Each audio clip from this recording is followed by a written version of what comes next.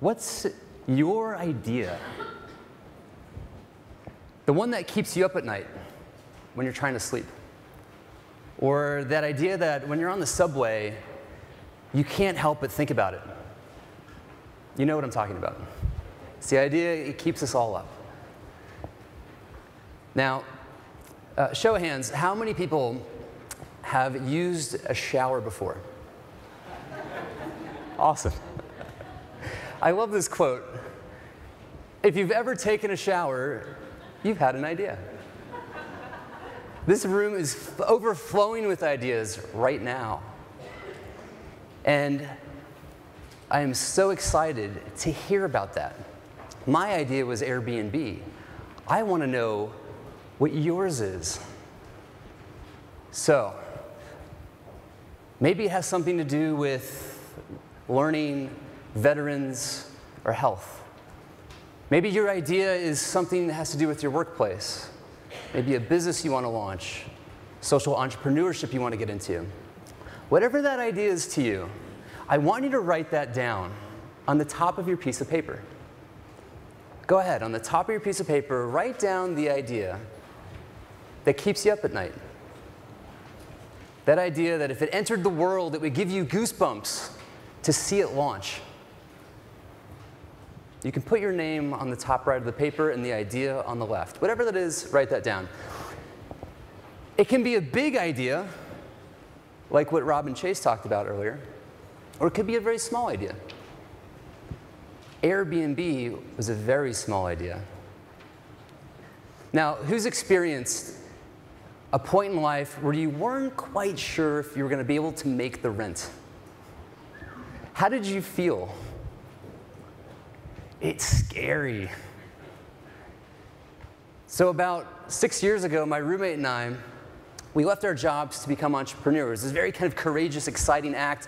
You could feel like the roller coaster starting to go to get ready for a life of entrepreneurship.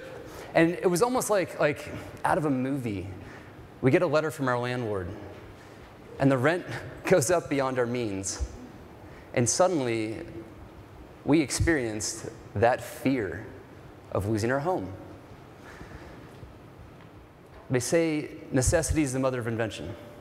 So what kind of radical, revolutionary idea did we invent to help solve this problem? This was a big, global changing idea that looked something like this.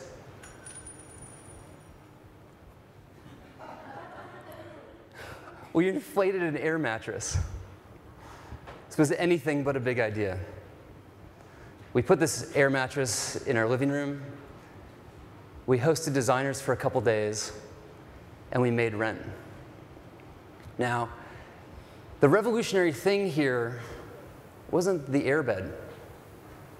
The revolutionary thing was that we took the next step with our idea.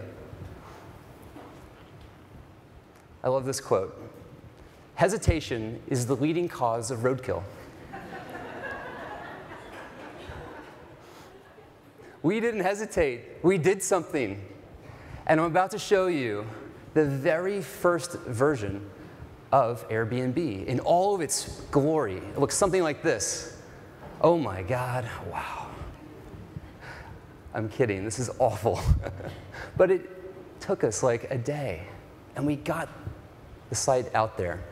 You know, I remember calling my mom and being so proud that we had produced a site so quickly. And I'm on the phone with her, and she goes, wait, you're doing what? That's weird. A lot of people said that this was the weirdest thing they'd ever heard of, including my own mother. That's not a confidence builder, by the way. But the thing I learned is that it's actually okay to be weird. In fact, the weirder your idea, the more you're probably on something. So, we started to build out a vision for what this could become. And by the way, at this point, this was a weekend project.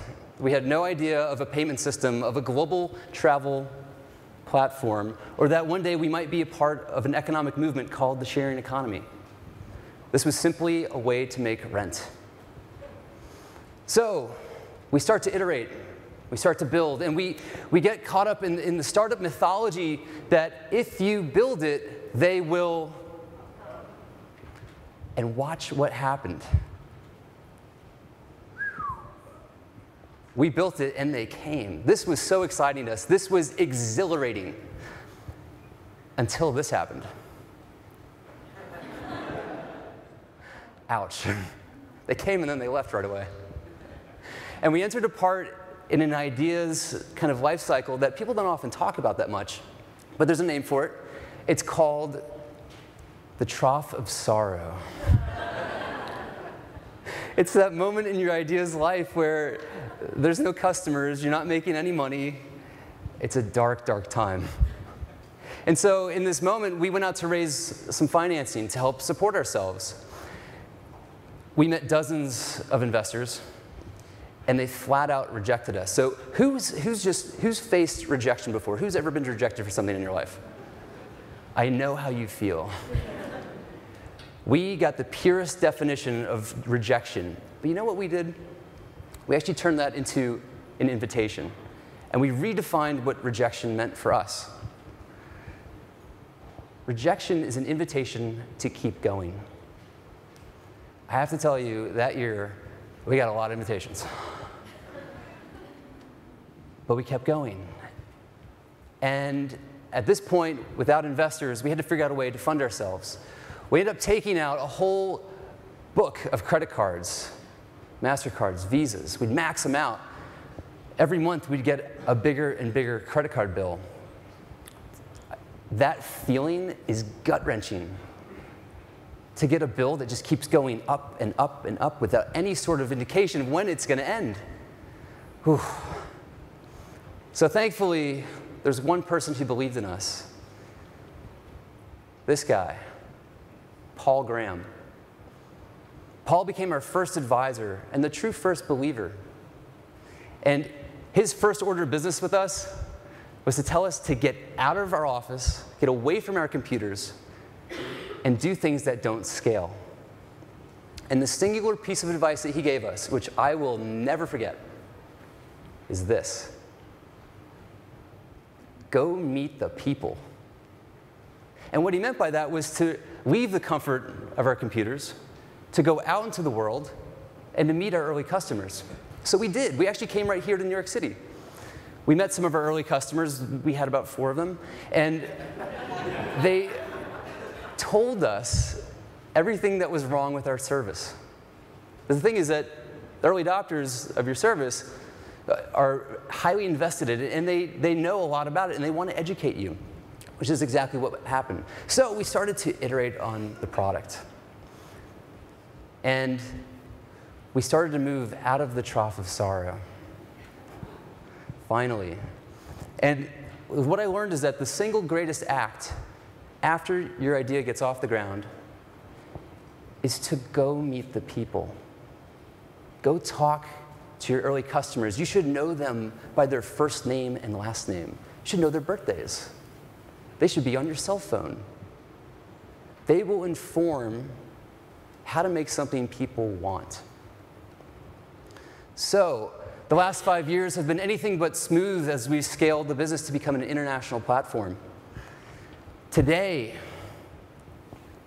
we've had the privilege of serving and connecting 8.5 million guests with homes in virtually every country on the planet.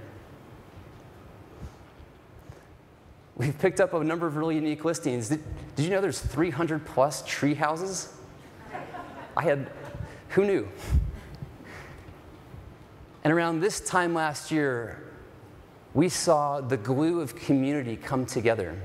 When Hurricane Sandy hit New York, we saw a community form to offer up to 1,400 rooms from Airbnb listings to those displaced by the hurricane. Who could have imagined that blowing up an air mattress would lead to humanitarian aid in a time of need? So it's been a long arc, but remember where it started. Here, a very small idea. All we did was inflate an air mattress. So, back to your ideas.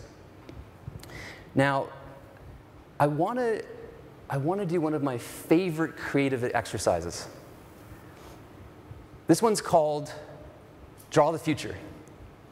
So, what I want you to do, get your pen and paper ready. And in the frame underneath your idea, we're going to draw the future. We're going to draw a scene when your idea that you wrote down launches and enters into the world. So I'll walk you through this so you can get started. The first place to start is with you. You can draw yourself in the middle of the page. And trust me, stick figures are totally cool here. This is not about artistic quality. This is purely about imagination. So start with yourself in the middle of this scene. And as you build out the scene of where you are when your idea enters the world and launches, who's around you?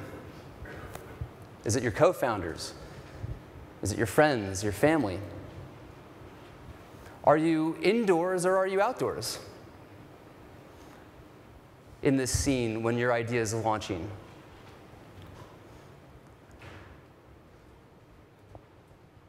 Are you downloading an app onto your smartphone? Are you reading the New York Times because they just wrote an article about your idea? Or is this scene of you on stage at Feast next year? However you imagine your idea launching into the world, that's the scene that you're drawing. The exercise is called Drawing the Future. That's exactly what you're doing. So take another minute, flesh out the scene.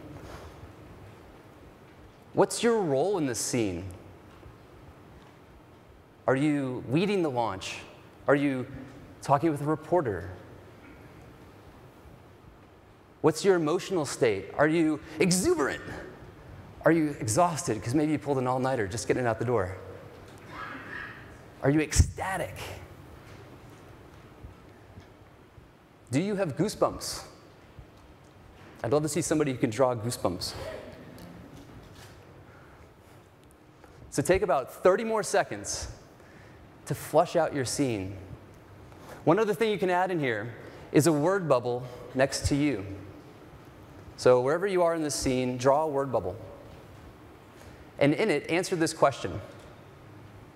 When your idea enters the world, what are you finally saying about yourself that you've always wanted to say? In that moment, when your idea has been birthed into the world, what are you finally saying about yourself? Take about 15 more seconds.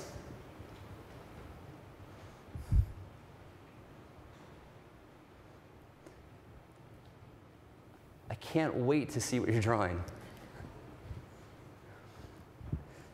So as some of my heroes in design said, Charles and Ray Eames, you can't just jot it down on a napkin, you have to do it. So I want you to think of something.